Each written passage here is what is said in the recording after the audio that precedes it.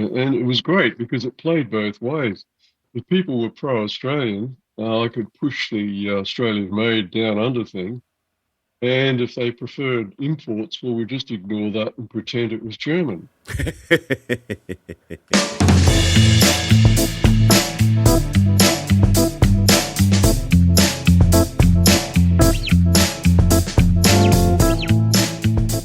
And hello, welcome to Not An Audiophile, the podcast. Today is episode 7, season 1, and we're speaking to the founder of Richter Acoustics, Mr. Ralph Waters, ably assisted in fact, by his good friend, Brad Serhan, recalling some of the tales of yore, and of course myself, Andrew Hutchison. So without any further ado, part 1.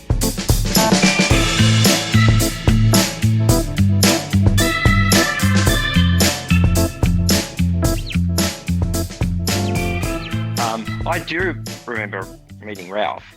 Right. And it was, you know what? I don't remember. I thought it was Trevor. Make up your mind. No, I thought it was Trevor Wilson possibly introduced us or something. I'm just, it's so hard. It is hard, but it's almost like we came out of this amorphous mass of in about 85 or something like that, and Paul Keating was talking about the fact that we were going to become a banana. Our nation's treasurer at the time was talking about us becoming a banana republic, and we had to start buying Australian products, and it was around 85, 86 that we, Ralph and I started to get out there, but we must have bumped into each other at a hi-fi shop, surely, Ralph. And, Well, like I said, Brad, I simply can't recall. All I know is that, I just can't recall that quintessential moment. It's lost to me. I'm guessing it goes something like this. You, Ralph, were doing the good work of driving around to various dealers and showing off your wares, and Brad was following you around. He was stalker style, sort of a serial stalker. store by store. Yeah, store by store stalker. In the hope that he might pick off a dealer that has said no to Ralph and maybe will take the alternate product instead. But you, as far as starting, firstly, the name Richter, I guess, did you have some kind of small fetish for earthquake studies, or what? Where did the title come from, do you think? Okay, that is something that I do remember. It's a very significant name, Andrew. Yes. Because I discovered very early in the piece, when I was out talking with people and talking with dealers, is that they had absolute almost contempt for anything that was made in Australia. Wow, okay. And that was the first thing that I noted. And secondly, I'm a bit like Brad. We love to play with words. Yes. He's a wordsmith. I'm a wordsmith. And so the word Richter, the slogan was a force from down under. Okay. I remember. Yep. Okay, so we have Richter, which could be German, but it's not. And the force from down under, which is obviously a play on words on the speaker from down under being Australia. Yeah. That was the and it was great because it played both ways. If people were pro-Australian, I could push the Australian-made down under thing, and if they preferred imports, well, we just ignore that and pretend it was German. So it was a case of mistaken identity. Either way, it worked for me, and yeah. So that's the basis of the name, and I've always said in marketing, what's in a name? Well, I think everything, actually, everything. If you get the wrong name, um, it makes it very difficult for the product. Like if the product had been called RW, it just wouldn't have the same resonance, wouldn't have the Yeah, same yeah, pungence. yeah. Couldn't agree more. That you could set yourself up for a really hard task marketing a brand new brand if you've exactly. I mean, and a lot of people do that, of course. I mean, they're still doing it today, aren't they, Brad? So. Yes. But yeah, it's there's some classic examples of brands gone past that are pretty much just named after the founder, which sometimes work if they've got an interesting name. But maybe not so much in the case of Waters. Watery Acoustics probably doesn't roll off the tongue quite as well as Richter Acoustics does. But so you sort of.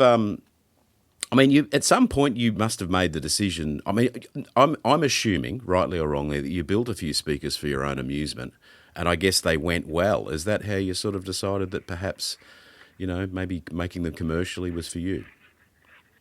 No. Okay, fair enough. Tell us how it happened. That was a bad guess. I should finish the other question off too by saying that all the advertising that I put into shops, I had these big boards made up, and it had a little boy with no pants on, actually, just wearing a little shirt. He was about 2.5 years of age, and he was on an Australian beach, and behind him was the absolute first Holden car ever made in Australia. 48/215, wasn't it called? Pre the Yeah, FJ. that's it, exactly. And that was the Australian part, and that little boy happened to be me. Okay. So it was just a cheeky way of saying I'm Australian, I'm proud of it, and I'll push Australian however hard that I can, wherever possible. And I've always been that way, and I always shall. Yeah, pants off style, Ralph. I love it. Pants off. There's just get the tackle out and just full steam ahead. Yes, which boils back to the original observation. Yeah. All right. Okay. The second question that you asked was I've forgotten. Sorry. Oh, it was sort of how you decided that you might start manufacturing loudspeakers commercially. Okay. Well, yeah. I never really started, Andrew. I feel as if you might have, because the brand is still going today. So, like, I can't remember having. Well, let's put it this way. Ever since I was a little boy, I was fascinated with music. I lived with my grandfather. He was a very accomplished concert pianist. Okay. And shared the same room with him, and he introduced me to a whole range of music, everything from South Pacific through to Rachmaninoff, and I was always fascinated with how the sound of a piano and musical instruments and voices could come out of a piece of paper suspended between a bit of metal. Yeah, it is impressive. And I was very fascinated with this, and ever since I was a little fella, I was always pulling things apart. And in speakers, I had just kept on pulling things apart and being fascinated with the speakers and listening to them discreetly. And that was my living memory, and I've never really stopped doing that. And it got to a point in time where actually a couple of things coincided. I was in a job, and I'd already started to sell a few speakers here and there. very well paid job, actually. I had a car and great conditions and so on. I just went into work one day and said, I'm resigning. Okay. So I thought, what will I do now? I thought, oh, I don't know. I know, I'll start a loudspeaker company. So I did. Well, That's how it, so that's how it began. and yet the decision to resign from your job that probably offered a package of goodies far in excess of anything you'll ever have in the loudspeaker manufacturing business. The decision to resign was more about just because you were sick of that job and you were sort of subconsciously looking for a new challenge, do you think? Is that what that was? Yeah, I get tired of things um, fairly easily, and I just sort of lost interest in it. Yep. And I thought, oh, time to move on. Yeah. Ralph, were you Um, a psych? What were you a psychologist? Like, if you don't mind me asking, originally? yeah. I trained as a teacher because I didn't have the money to go into electrical engineering like my uncle. And so I did teacher training, not because I wanted to become a teacher, but because it was a free pass through university. I had a child at the time, and Right. we were lush with cash because when my oldest baby came along, we on the scholarship that we're on, we actually received an extra dollar per week for the baby. So they funded our our university career. And afterwards, I thought, well, I'm a crummy teacher. What can I do now? Well, as it turned out, I jagged a scholarship to do a master's degree doing psychology, which seemed like a good exit door to teaching. So I did that. Yeah. Really, I wasn't all that interested in that either. I just basically it was a sequence of accidental events, and I thought, oh, I'm sick of all this. So I resigned, and then I thought, okay, well, I'll start a loudspeaker company, which was absolute folly. Folly, You know, folly. What a great word. I had no money. It usually is. I had no idea what I was doing. Basically, none whatsoever. I, with a little bit of background, I had been um, tinkering with my Commodore computer, Yeah. and I had been designing the bass performance of loudspeakers using a program which was written by Richard Small. And I started to correspond with him. He was at the University of New South Wales at the time, and then he went on to KEF Loudspeakers, I think, to head their research division. And he sent me copies of their papers. And so even at that very, very early stage, in about, 84, I was designing things at home just for the fun of it, using what was groundbreaking, revolutionary, and world-leading technology devised right here in Australia by Neville Teal and Richard Small. So technically, even in the early days, I had that kind of edge, which was very handy. So although I went in blind, um, I was slightly equipped. Slightly equipped. I'd read the papers. I'd read a lot on acoustics and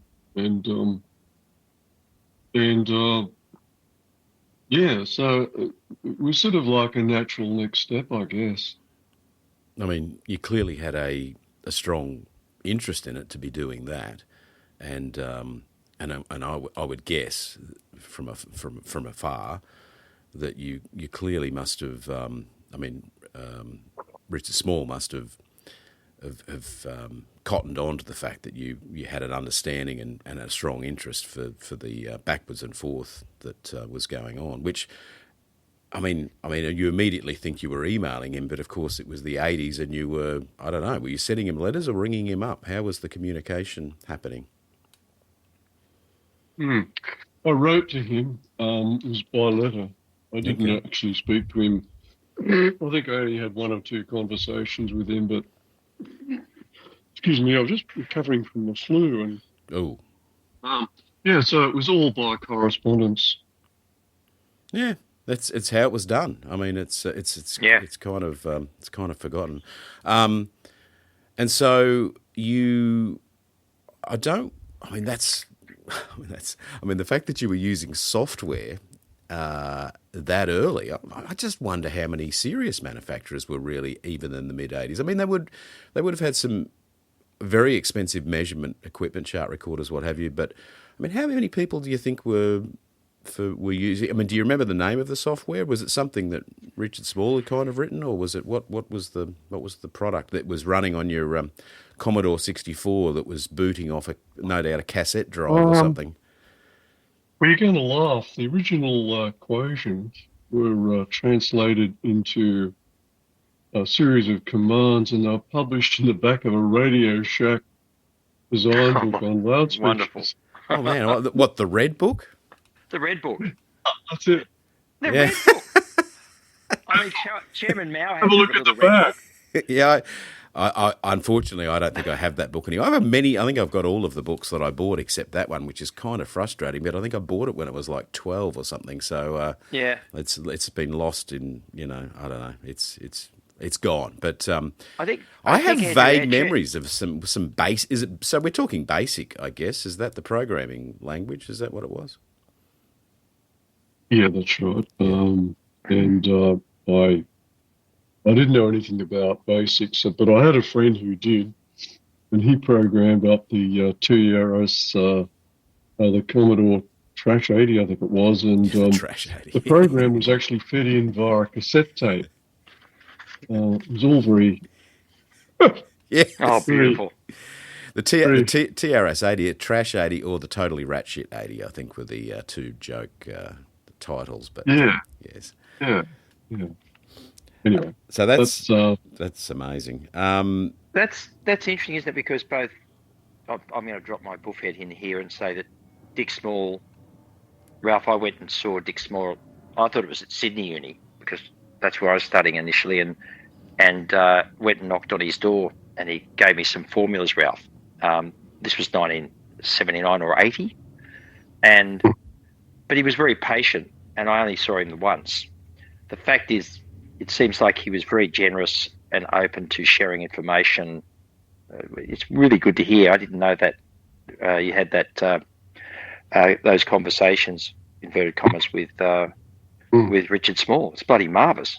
Get that sort of I think that we should acknowledge that all of the Australian loudspeakers manufacturing companies had an edge over their imported competition because we were ahead of the game in every way in that regard. And it made a huge difference to the quality of our product. Yeah, clearly, absolutely. And I have another question which I've forgotten, so I'll hand over to Brad for a second while I find it. Where you go, Brad? Yeah, so in that advantage set, and you can interrupt any time, Andrew. So the advantage you feel, Ralph, what else did we have? Well, then what else do you feel that Australian designers, manufacturers had as an advantage? Just that, that sort of, how would you describe that? Is that a question to me or to Brad? That was me talking to you, Ralph. Who's me? God, this feels like so 1980s, Ralph. I do remember. Now I remember. I do remember meeting you. Now it was our eyes sort of met across a bevy of loudspeaker cabinets, and I just knew it was on from then on. No, it's just what was our so-called advantage? That's what I'm attempting to ask. Well, I don't know. Bluff. chutzpah, bravado, capacity for great amount of punishment, condescension. Um, I don't know, a willingness to have a go. I think the willingness, Really, the willingness to have a go, I think is, I mean, I think it is. It's got to be part of it. I mean, because you touched on the fact earlier that you would walk into a store and allude to a product being made in Australia, and you would not be well received. Is that what happened initially? I got laughed out of a few stores. Wow. And worse still, I remember one store in particular where they weren't laughing at me, they were sneering. Wow. They were condescending, which was far more painful than being sneered at or ridiculed openly. It was that sort of quite sort of snobby, superior type attitude. So you had to be pretty resilient. And but Brady was a great mate because we used to bolster each other up and encourage each other and help each other constantly. And it was, I think, that really gave me a lot more courage than I might have otherwise have had. It was hard. You had to really keep at it. Really had to keep on flogging away. Yeah. Ralph, was that a Sydney-based store where they sneered at you? May I ask? Yes. Because I had a similar sneer. It might be the same shop, but very interesting because this was a particular shop that sold a lot of English loudspeakers. And I was told by the owner that I was most welcome to come in with my prototype because I was getting my cabinets and speaker stands made by an old English gentleman that looked sort of almost like Winston Churchill. And he used to have seriously, Len Richards, the marvellous Len Richards. He was an Englishman who I think was in the Navy. He was a photographer in the Navy in the Second World War. And he used to have a cigarette dangling from his mouth. And just the ash, he perfected the art of having ash that didn't fall off. Now, that's not a cigar, this is a cigarette. And I was always amazed while he's sort of doing cabinet sort of assembly, he could make crossovers up.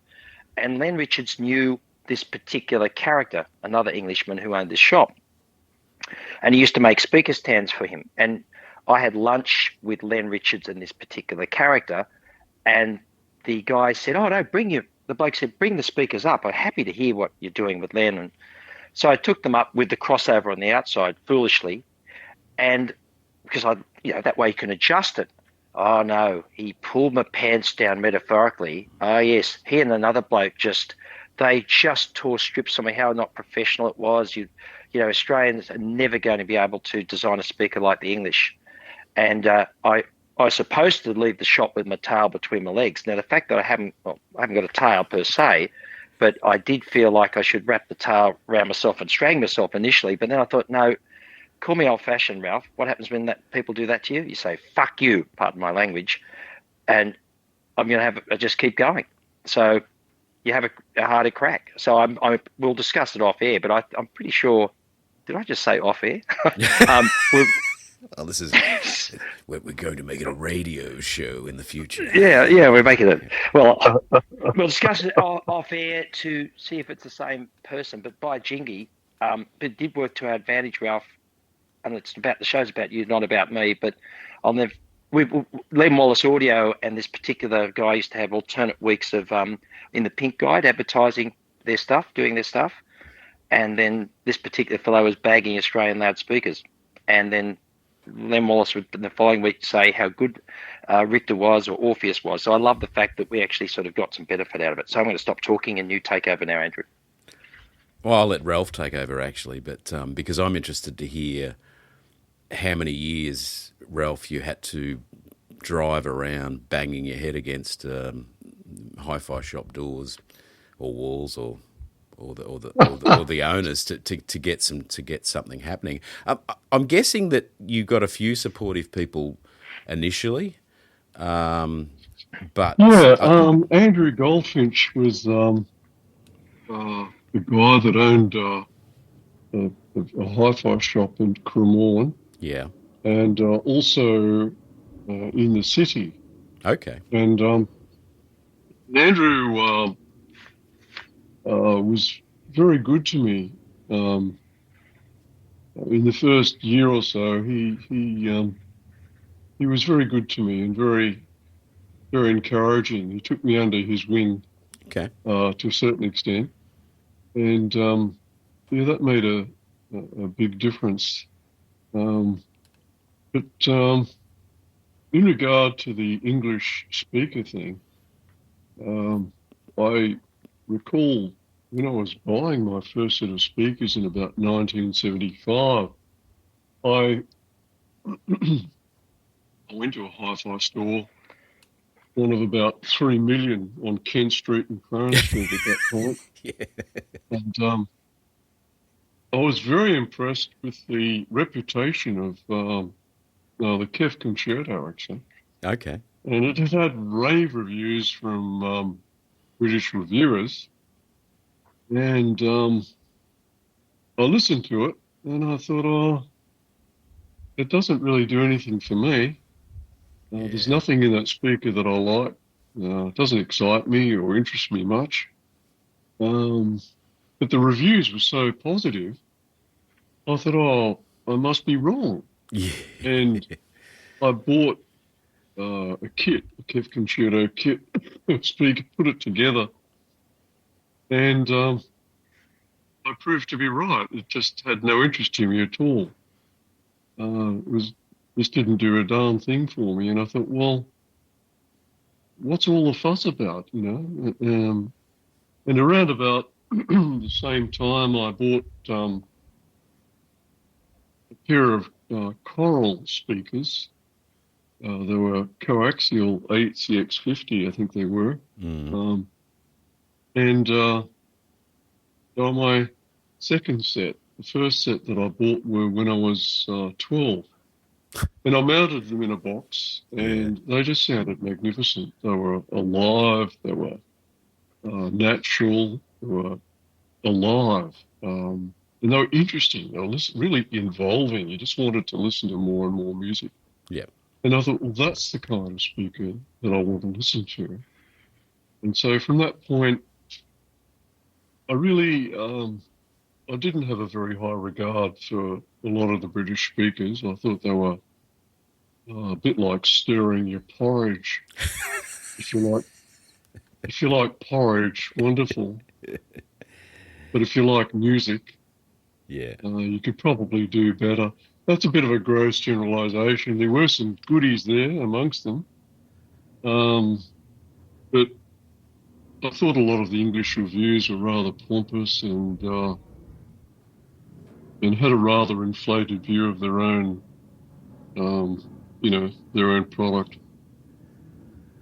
I think there would be many people who would agree, and I guess, I mean, without going off on too much of a technical sort of in a technical direction, but do you think that the way they went about the crossover, where they had priorities related, I don't know, more to low coloration and somewhere along the line, due to the lack of decent available, I guess, software and measurement systems at the time, they were prioritising the wrong things, and you clearly had priorities elsewhere, which the Corals were doing it for you. But is that part of it? Do you think? Is it the kind of crossover design, or what do you have thoughts on I think what? that they forgot to listen to their speakers. Well, that could be it. Maybe they were peering at their instruments too much. Yes, yeah. It was a minor oversight, but I think it was an important one nevertheless. I do. It's funny you say concertos, because concertos, there's still a strong following for them, and I have on one occasion heard them sound good, but on so many occasions, I don't know, and I put it down to age, but they have quite of a weird thing in the mid range that's quite unpleasant, and sort of a sharp edge and a distinct weirdness in the mid, and yeah, I never quite warmed to them much as yourself, except this one pair once that sounded really good, but I have no real idea what that was about. I mean, maybe there was two different versions of the crossover. I mean, Kef, I guess they had multiple iterations. The drivers themselves were brilliant. Yeah. There's no doubt about that. The discrete components were wonderful. But what I noticed was that I've always liked to play music loud, and I cranked. Sorry, I'm still laughing at the thought. I cranked them up, to get them to, give a bit of live sound levels, and then all of a sudden there was this amazing crack out of the speaker. And then a little bit later, crack. Okay. Like a snapping sound. I thought, yes. Goodness gracious me, what on earth was that? that might be called English indigestion, mate. So I guess... yeah, well, Brady, do you know what it was? I assume the voice coil former hitting the back of the magnet. No, it wasn't. Really? Oh, right. No. Holy snapping arseholes. What was it, Ralph? They were suspended. In suspense. The strong pause to build tension. Yeah, way you go, Ralph. The pause is a dramatic pause. It's meant to intensify the tension in the conversation. Well, it's done that. You've piqued our interest. You've definitely piqued our interest. Elevate the general level of anxiety that you're feeling because you can't answer the question. Oh, I don't care whether I have no idea. What was it, Ralph? I may not answer it. I'm not sure. Oh, yeah, here we go. No, okay, I'll give you. Oh, this is marvellous. This is the sort of stuff, Andrew, that used to happen when Ralph would say, Brad, would you like to come down for a design day, which is normally a frolic around his office and his factory, sort of on two chairs with wheels, and us sort of attempting to sort of modify drivers, then falling about laughing when something would fly off the cone because Ralph had overdriven the driver. So, anyway, stop. Back to you, Ralph. All right. Okay. Well, I'll answer the question. The bass driver was crossed over quite low, and it used a tiny, tiny little ferrite inductor. Mm. And the ferrite inductor was saturating. Oh, and when it reached saturation point, it went crack. Is that right? Wow. And interesting. Yeah. And what happened was that I removed the inductor and replaced it with, an air coil version. And all of a sudden, bingo, we had dynamics, we had distortion-free, and no cracking. So that was just a little thing that happened to me in about 1975. And I realised at that early stage that inductor quality was a very critical thing in both dynamics, distortion, and of course, when a ferrite saturates, it changes its value dramatically. Mm. Wow, what was so true. What was happening with a lot of the designs was that they were fine if you wanted to play them at pussy level. But if you wanted to crank it up at all, what would happen is that the ferrites would start fluctuating in their actual values. And as the current built up in the ferrite, so too would the value of the ferrite deviate from its theoretical nominal value. So that would mean that the crossover points are also wandering all over the place like a loose goose. So But that Wow. strange mid-range sound that you heard, that disconnected mid-range sound that you heard in the Fifth Concerto, yeah, yeah. due to the fact that the crossover points were wandering all over the place like a hairy goat. Okay. Well, that's probably it, because it may well be that the one that sounded all right that I heard, someone had, maybe Upgraded it. maybe you, Ralph, had put some air cord inductors in there. I don't know. That's I do remember those inductors though. They were tiny, weren't they? They were literally like a piece of ferrite out of an AM radio antenna. Short little sort of, I don't know, Yeah, what, 2 inch long slug of ferrite that had, not a hell of a lot of wire wound around it. I mean, obviously it was the core was working very well, very effectively to generate at least statically a larger value, but yeah, obviously saturated extremely easily. But I had no idea that you could get that kind of effect from obviously complete saturation. But I guess when it fully saturates, its value changes to what? To very low inductance or some kind of weird, I don't know. What do you think happens at full saturation? sounds like shit. Yep. Cracking shit. Like a whip. Exactly. That's an amazing story, Ralph. An important time for it to happen in the 70s, mid 70s. The quality of components, in other words. Yeah. I Crossover discovered components. a company called RIFA, RIFA. Everything was made in Australia in those days, and we got the most magnificent capacitors from a company called RIFA. Mm-hmm. And they were great. They were metallized polypropylene capacitors, and they just sounded so good compared to the English little bipolar things that they used to shove in. I must admit, I had as much contempt for some of the English speakers as they had contempt for mine. So, yeah, it went both ways, I guess. It allowed me to withstand the condescension and the insults. Yeah, you had to be pretty brazen, and I know that Brad suffered the same thing. They treated you as a kind of a miscreant, no hoping misfit when you wandered into their store. Well, to some degree, some things haven't changed in a way.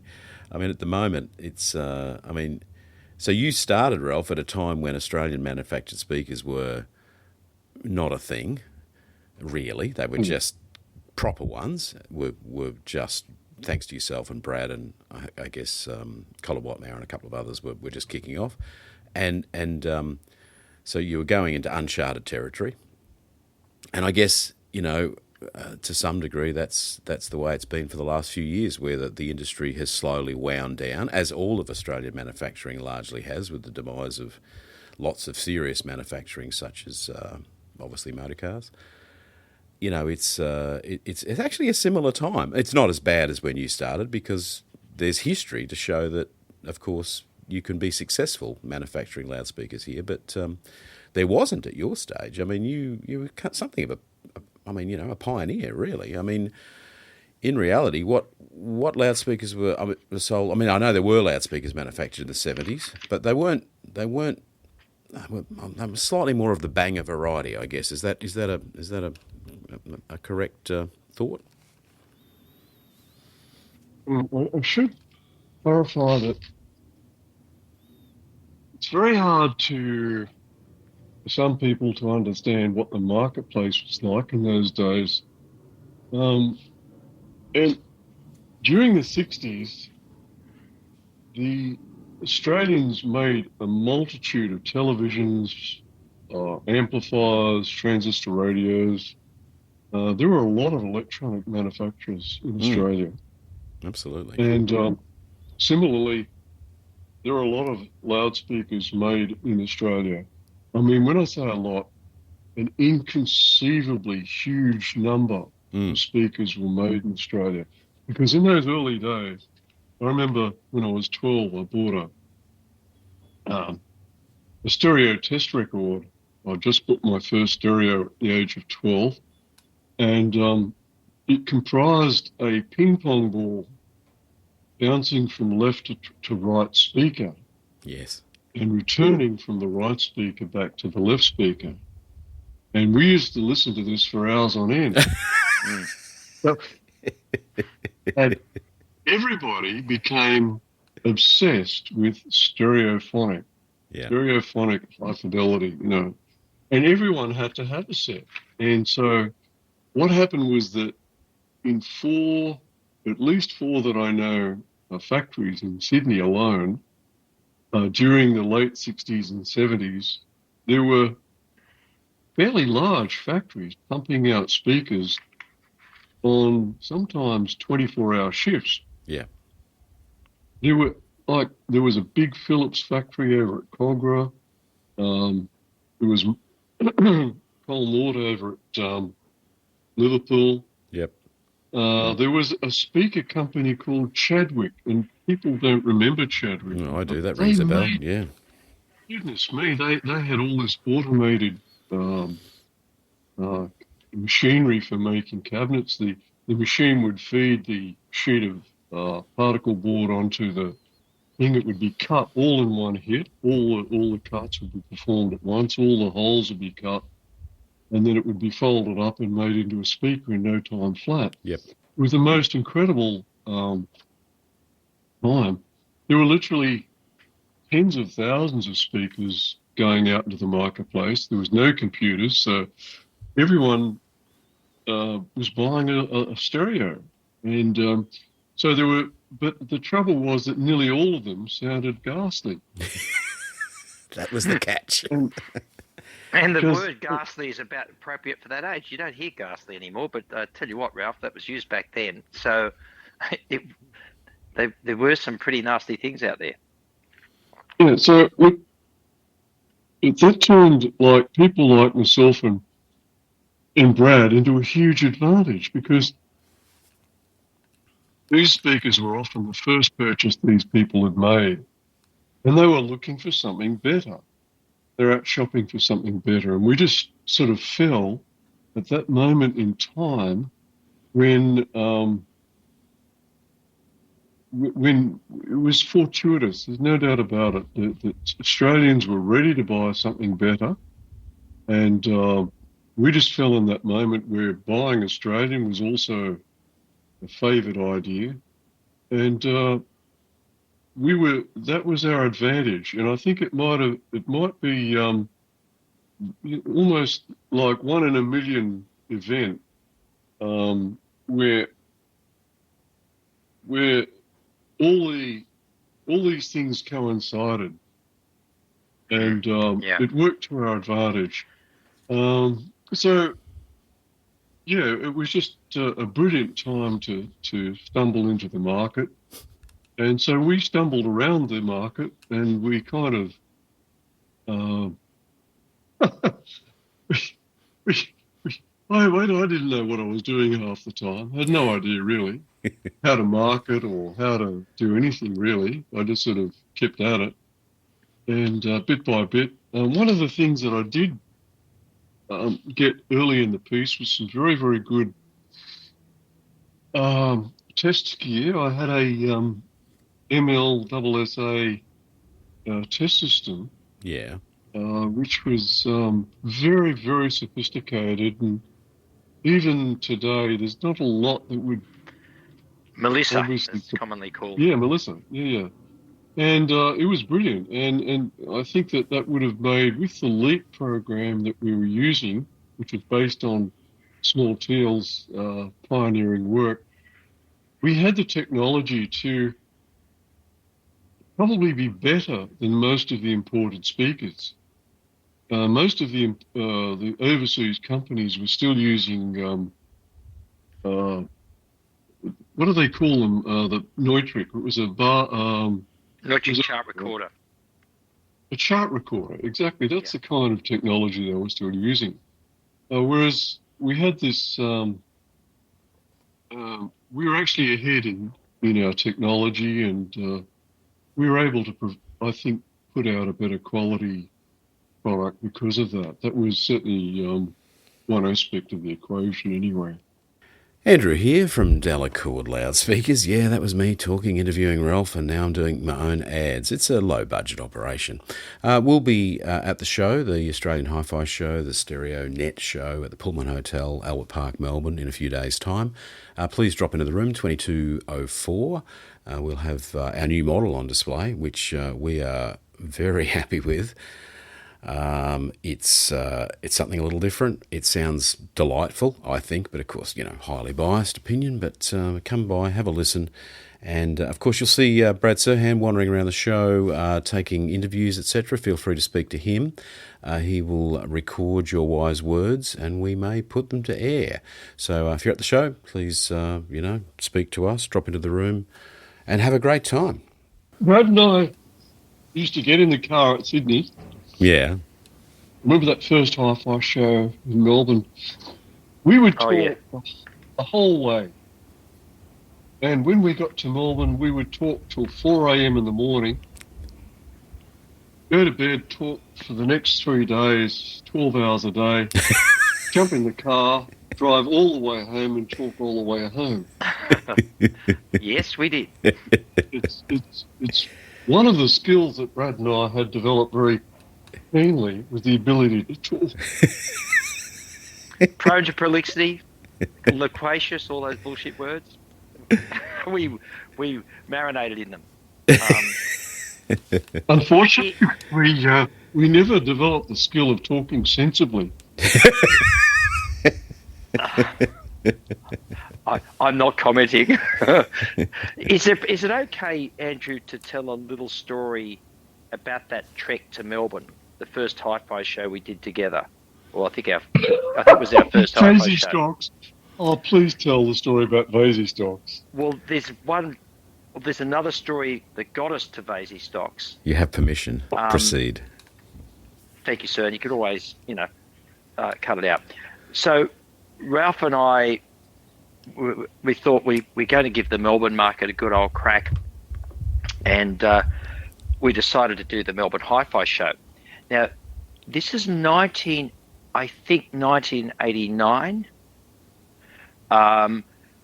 and we happened to go down when we had the show war. There was the show wars, Hi-Fi show wars, where two people were putting on, or two, whatever you call it, people, let's say people were putting on the shows on the same weekend. Oh, the same weekend. Okay. Yes. So, that is a show war. That's yeah.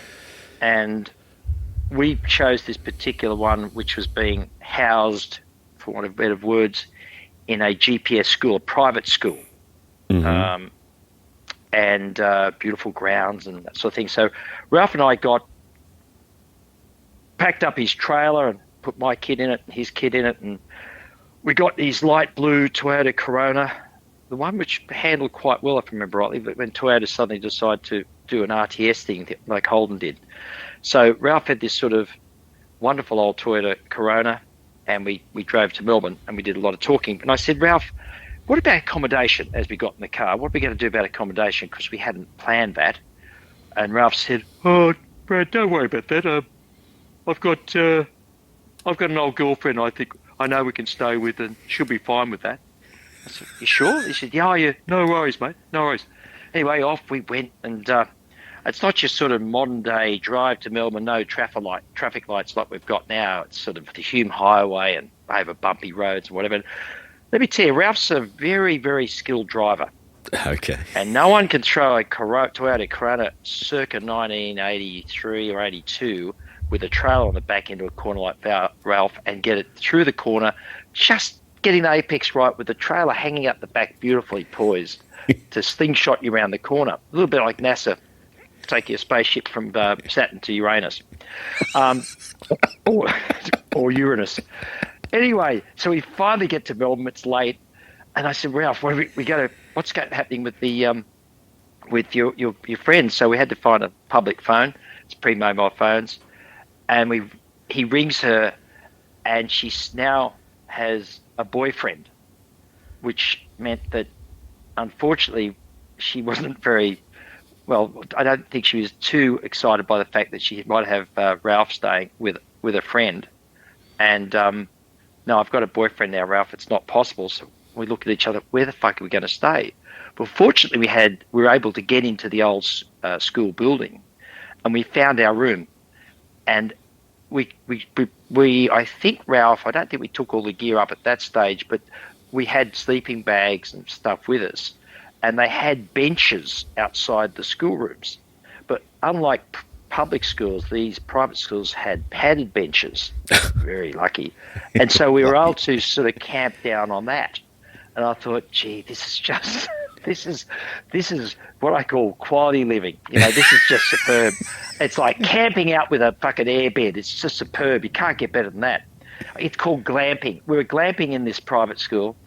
And Ralph, funnily enough, I'm settling down, it's late. It's really late at this stage, and we'd been talking too much. And Ralph thought, geez, I've worked up a sweat here, so I might go and have a shower. Okay. So off he went. And I'm sort of starting to go off to sleep, and next minute I hear these fire alarms go off. And then next minute I see all this what looks like smoke, and then I hear the and that's the fire trucks arriving. Yeah.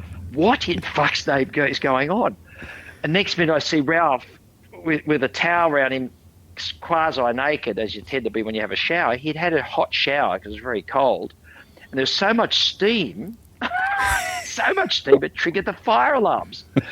But Ralph, I'll let you take over, because you, from your point of view, were just in the shower. A traumatic moment in my life. I was having a lovely hot shower at something like 4 a.m. in the morning, and then two burly firemen charged into the room, into the bathroom with me, and I thought, this is just a bit too close for comfort, you know. You're supposed to put out fires, not put out showers. Oh, they got it back to front. Anyway, I was very confused. I thought, what's going on here? Maybe I'd got into some sort of gay dress-up party or something. And you'd forgotten your fire brigade officer uniform. Style. Very exciting, Ralph. Yeah. So anyway, eventually the whole misunderstanding was ironed out. But so yeah, that was just a typical scenario that wherever Brad and I went, we seemed to attract chaos. Actually. So that's a wrap on part one of the Not An Audiophile interview with Mr. Ralph Waters, the founder of Richter Acoustics, ably assisted in this case with Brad, and myself, Andrew Hutchison. So thanks again for listening. Please like, follow, subscribe, all of that sort of stuff. It really helps to move the podcast along. Reviews are great. Feedback, comments, etc. on the YouTube versions of these videos, or they're not videos, no, audio-only podcast, but they are on YouTube, and comments can be left there. I'd love to hear what you think, either positive or negative. I mean, probably positive is preferred, but we're certainly open to critiquing. No one's perfect. And, of course, see you at the Melbourne HiFi show, which is on any day. And, of course, part two of this interview with Ralph will be up soon.